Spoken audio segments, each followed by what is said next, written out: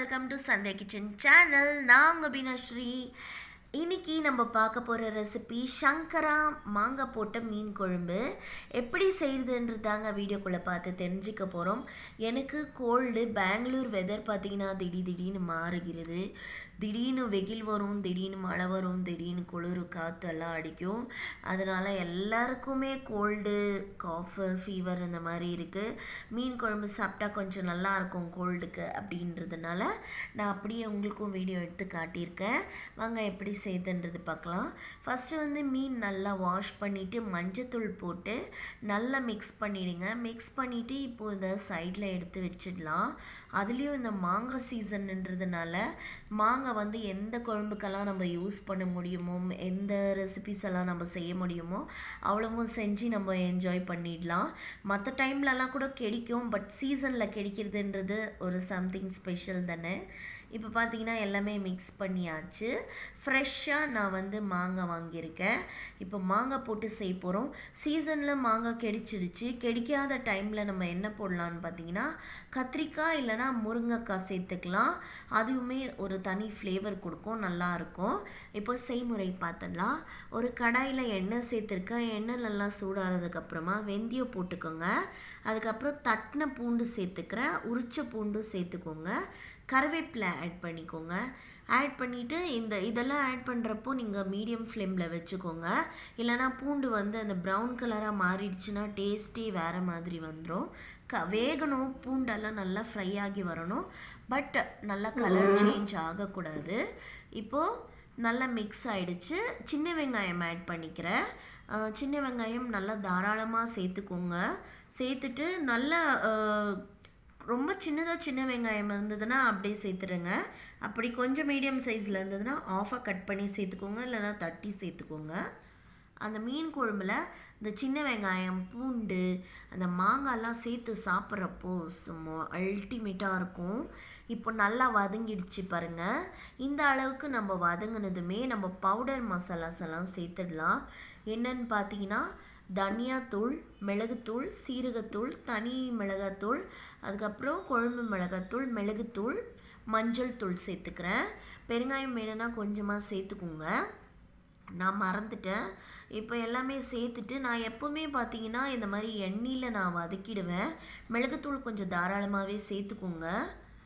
சேர்த்துட்டு நான் இந்த மாதிரி வதக்கிடுறேன். ஏன்னு பார்த்தீங்கன்னா எண்ணெயில் வதக்கி நம்ம அந்த பொடி மசாலாலாம் சேர்க்குறப்போ ஒரு தனி ஃப்ளேவர் கொடுக்கும், நல்லாயிருக்கும். சீக்கிரமாகவும் வதங்கி வந்துடும் எண்ணெயில்.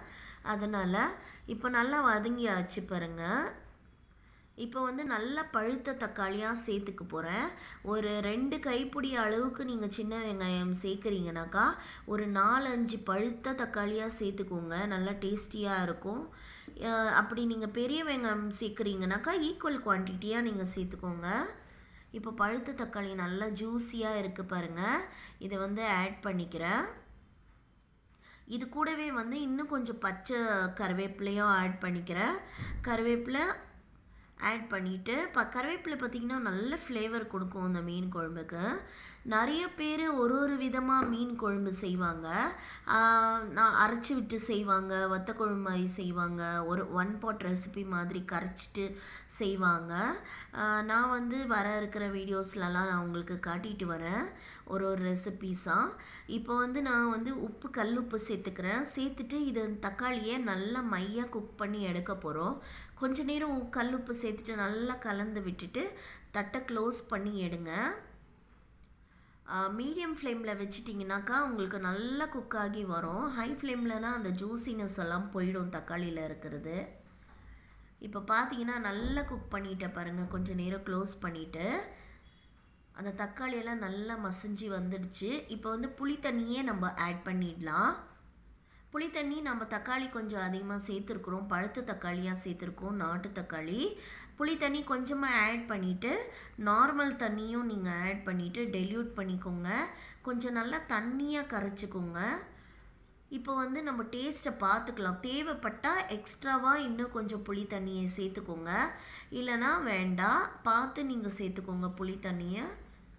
இப்போ நம்ம மிக்ஸ் பண்ணியாச்சு, நல்லா கலந்து விட்டுட்டோம். இது வந்து நல்லா கொதி வர்றதுக்கு நம்ம விட்டுடலாம். மாங்காய் வந்து நல்லா நீட்டமாக நம்ம கட் பண்ணி வச்சுருக்கோம். இப்போ பார்த்தீங்கன்னா நல்லா கொதி வர ஸ்டார்ட் ஆகுது. மாங்காய் பீசஸை நம்ம ஆட் பண்ணிடலாம். ஆட் பண்ணிவிட்டு நல்லா கலந்து விட்டுக்கோங்க. கலந்துட்டு உப்பு காரம் எல்லாம் கரெக்டாக இருக்கான்னு எல்லாம் செக் பண்ணிக்கோங்க. இப்போ பார்த்தீங்கன்னா கொழும்பு இந்த மாதிரி தளன்னு கொதிக்கும். இப்போ வந்து கைப்பிடி அளவுக்கு கொத்தமல்லி ஆட் பண்ணிக்கோங்க. ஆட் பண்ணிவிட்டு ஒரு 2-3 கொதி வரட்டும். வந்ததுக்கு அப்புறமா இந்த ஸ்டேஜில் நம்ம மீனை ஆட் பண்ணிடலாம். மீடியம் ஃப்ளேமில் வச்சுட்டு இப்போ நம்ம மீனை ஆட் பண்ணிடுறேன். இந்த பாத்திரம் வந்து எனக்கு ரொம்ப சின்னதாகிடுச்சு. ஏன்னா மீன் வந்து நான் அதிக குவான்டிட்டியாக செய்கிறேன். இப்போ வேற ஒரு பாத்திரத்துக்கு நான் மாற்றிட்ட பாருங்க. நல்லா கலந்து விட்டுடுங்க. அதுக்கப்புறமா நீங்கள் கலக்கவே கூடாது.